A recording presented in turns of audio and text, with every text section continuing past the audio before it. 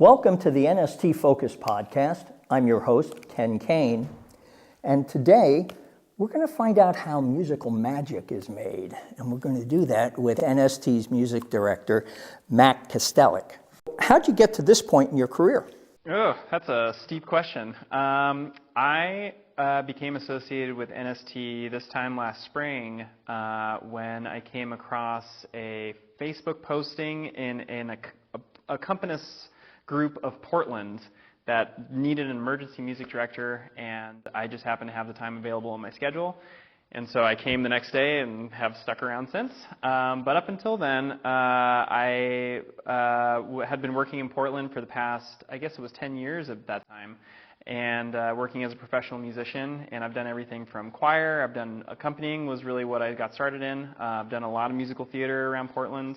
And I haven't really said no to a lot of projects over the years, so my experience has been really fruitful.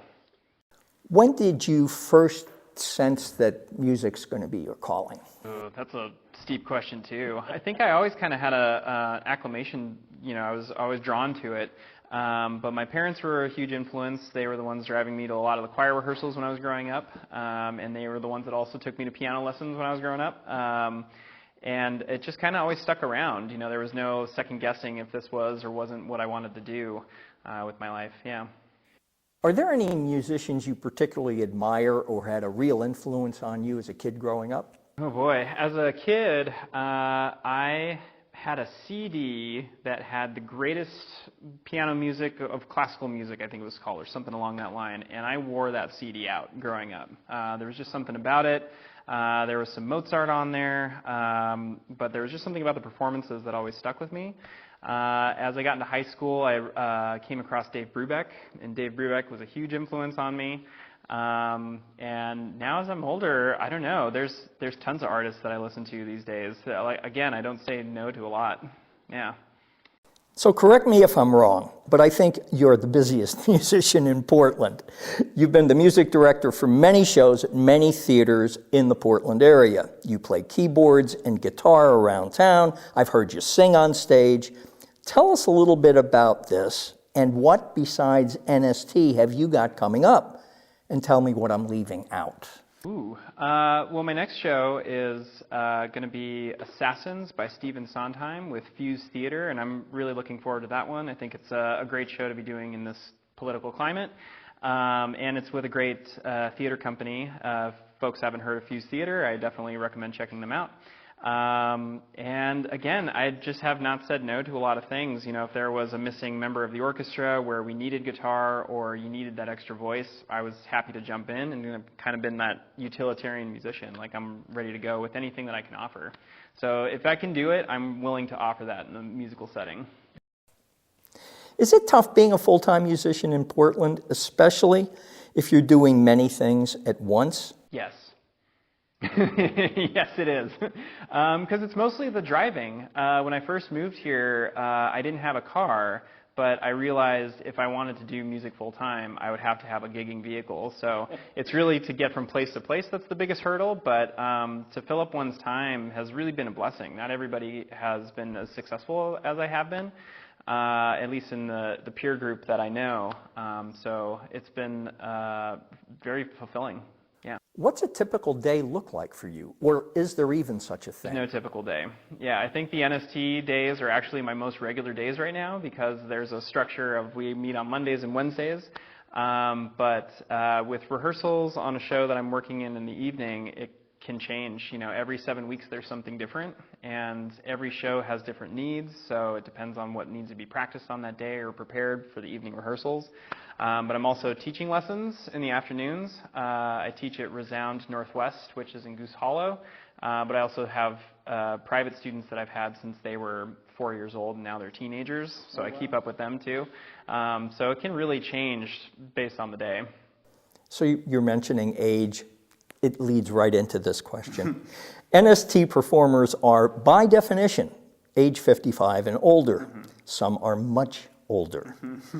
But you are not. What are you? Are you in your 30s? Mid-30s, yeah. So what's it like working with and coaching people who are twice your age and maybe twice as opinionated as you.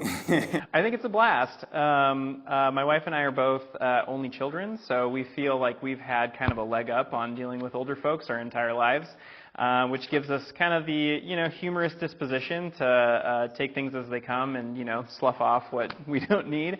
But I love working with big personalities like that, and I think that we've struck a good balance here at NST with that. Yeah. So what are your goals and expectations for a group of amateur older performers like us? Have fun. I think it's great that there's a mix in NST specifically of folks who have not done anything with performative like this in their lives or nothing creative. Some have never sung before, and then there are folks that have done literally over 100 shows. So it's a great mix of creators who just are getting together to do what they want to do that's fun, and I think that's great. So as much support as I can give to that venture, the better. So let's go to the other end of the age spectrum. I know you've worked in the past with the Oregon Children's Theater. So what are the challenges dealing with kids, and what are the comparisons you can make to working with people who could be those kids' grandparents? Sure. I love working with kids. They bring a unique energy, just like older adults bring unique energy, and there's a lot of crossover there. There's a lot of, I think, just general excitement to be doing something fun that everybody can align with. Yeah. You've been rehearsing the current NST show for a little over a month. That's as we record this. So tell us, how is Battle of the Bandstand sounding so far to you? It's great. Yeah, I think this is going to be a really fun show. I think the group numbers that we've lined out to have 4-part harmony, which is something that NST, that's a challenge for them. But I think we're gonna come through all right with this. The solos are sounding good. The band is going to sound great once we bring in. We have an accordion player coming in for this show.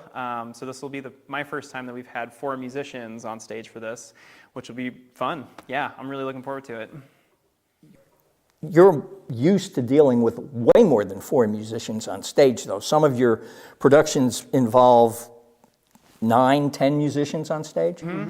I have a kind of a private project that I also work with Kimo Kamat on, and we're 9 people strong now.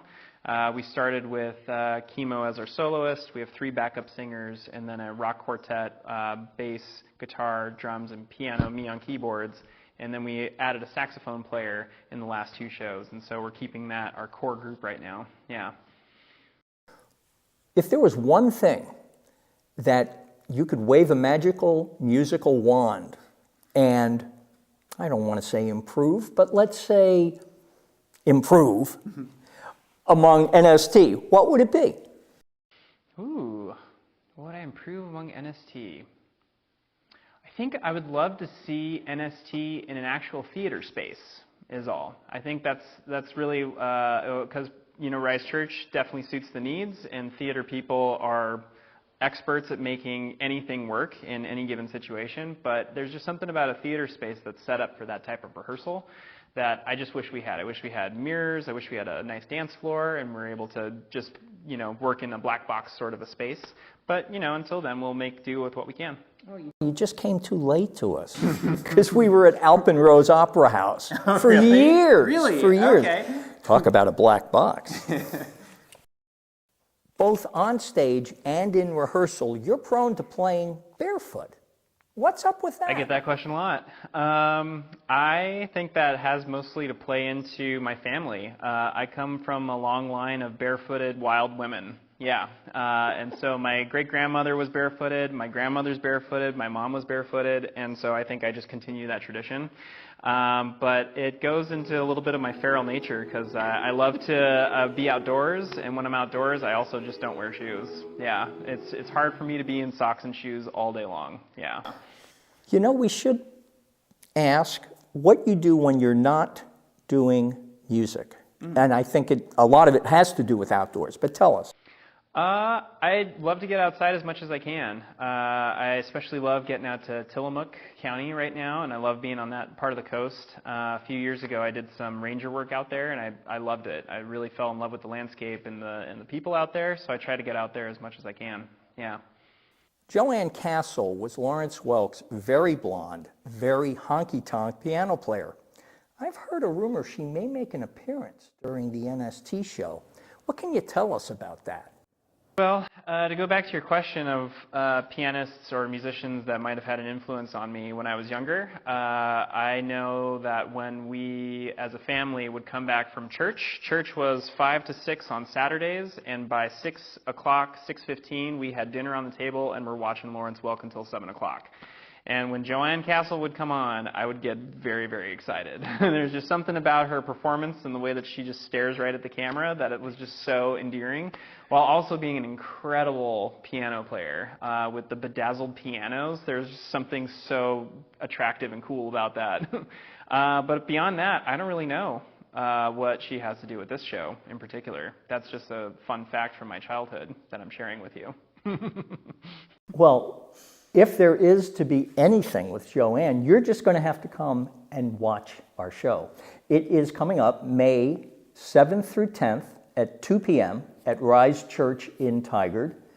And we're working hard on this thing. So I hope you come, and I hope you enjoy what Mac is doing, what the cast is doing, what Lennon, our director, is doing, what everybody's doing, what Patrick behind the camera is doing right now. Anyway, thanks for joining us. Mac, thank you. Thanks, Ken. And we'll see you next time on the NST Focus podcast.